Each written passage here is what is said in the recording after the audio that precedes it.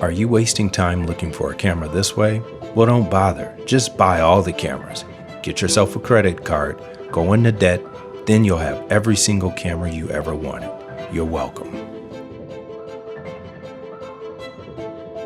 What's going on, people of YouTube? I'm Steven with Purpose Lens Photo and Media, and today I'm going to give you 3 tips to help you decide what's the best camera for you. Now, this is not a video about the best camera. This is a video about how to choose the best camera for you. So I just want to get that straight. So you guys know that there are many videos out there. You've probably been searching, looking at different cameras, but there are so many different YouTube videos telling you how good this camera is against this camera versus this camera. And that's all well and good. But what I want to tell you guys is that the camera that you choose needs to be a camera that is going to fit your needs. You cannot go by what has the highest specs or what has the highest megapixel.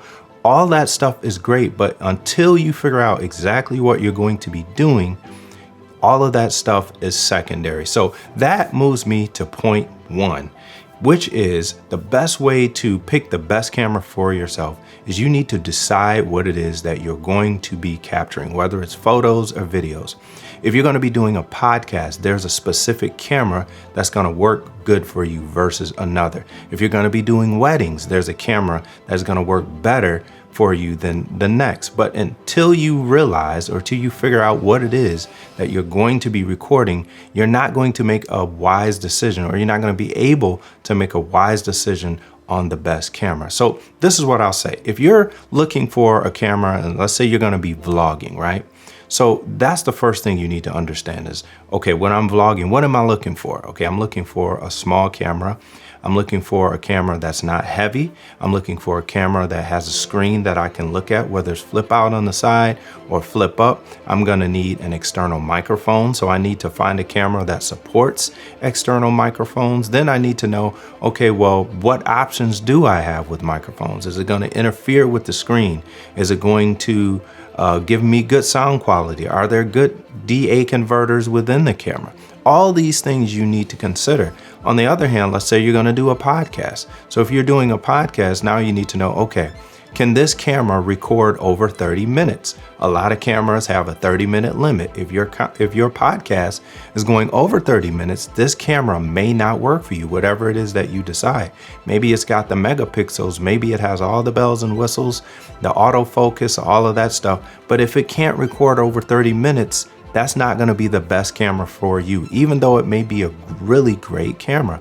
So again, it all depends on what you are going to be shooting. That's going to determine what camera is best for you. So moving on to point 2 on finding the camera that works best for you is to understand the content that you're going to be shooting. So number 1 was to know what it is that you're going to be doing, but now you need to understand deeper into whatever it is that you decide what the ins and outs are going to be. Again, let's use the podcast for an example. Let's say you're going to do a podcast. So if you're going to do a podcast, what things go along with podcasting? Well, sometimes there's live streaming. Sometimes there is multiple cameras. So you need to understand, can you afford multiple cameras? Will certain cameras match each other easy, or are you going to have to play around with a bunch of settings to get them to match? Again, with the recording limit thing, am I going to be able to have a camera? Can this camera that I'm looking at fit my needs as far as being able to record for more than 30 minutes?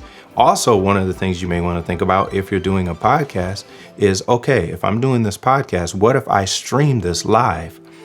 Does this camera have a clean out? What a clean out is when your camera is able to output video to an external source like a monitor or another computer without having all of the information like the date, the time, the battery that's left, your aperture, your shutter speed, your audio levels. A clean out is not going to have any of that. It's just going to have the picture. And when you're doing a podcast, you need to have a camera that has the ability to output a clean output, just the picture. So again, we can't just say that this camera is better and that this one isn't. Do those cameras meet your needs? And once you figure out in detail what it is that you're going to need within whatever it is that you're doing, then that is when you choose your camera. Now, the last point, point 3, or the last tip is going to be this. a lot of people talk about all these different cameras, and there may be cameras, lenses, and gear that you may want to use, or you may say, well, I don't have the money to afford that. Well, this is where renting comes in. And that's point 3, is rent gear. It's not bad to rent gear. What renting gear does is it allows you the opportunity to actually experience this gear that everybody's reviewing, that everybody is talking about. You can go on what people say, but your actual experience and your actual needs may be a little bit different than someone else's. So a camera that ranks high on their list may not rank that high on your list. So again, renting is an option that you can do. Now, there's a place called borrowlenses.com. They have a lot of gear on there that you can rent, and it's really cheap. It's not expensive. They're very reasonable. I've rented from there before, and I could tell you that before you buy anything, I would suggest do your research, find out what it is that you're going to be shooting, get in depth with it. Even if you need to get on forums and things like that, do that. And then once you figure out what it is that you believe you want, go out and rent it. Play with it for a few days, maybe 3 days. And then once you determine if that's something that you want, return the equipment and then go ahead and buy it. I just wanted you guys to know that I have not been paid to talk about Borrow Lenses. That's just something that I've done. That's been my experience. But if Borrow Lenses, you do want to work together, just let me know. Anyway, let's get back to the program. And now you know that you're making a good investment and you're not second guessing yourself. And you're not having to ask all these questions on these YouTube forums. Sometimes a YouTube poster may not get back to you. So again, renting is one of the things that you may want to consider. Now, I'm going to tell you what camera I chose. I chose the A6400. And what I chose the A6400 for was this, what I'm doing right here, making YouTube videos, vlogging.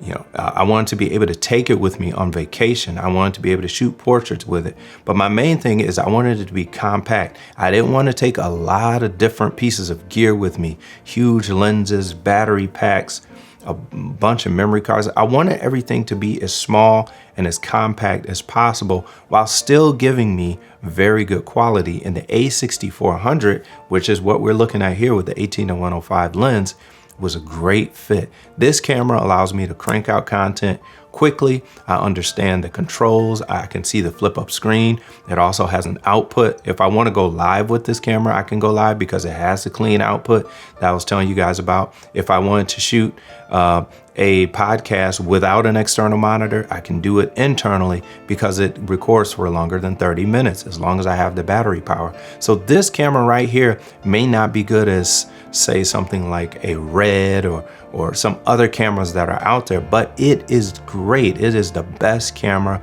for what I need. So, and that, again, folks, is the key, is finding the best camera for what you need. So if you're finding these videos helpful, go ahead and click subscribe. And there's going to be videos every week. I just released now my first video on quick tips. So quick tips are just little tidbits of information that I give you guys once a week. I may increase that. So let me know if you guys find that valuable. But anyway, without me rambling on and on and on, I'll holla at y'all later. I'm out. Peace.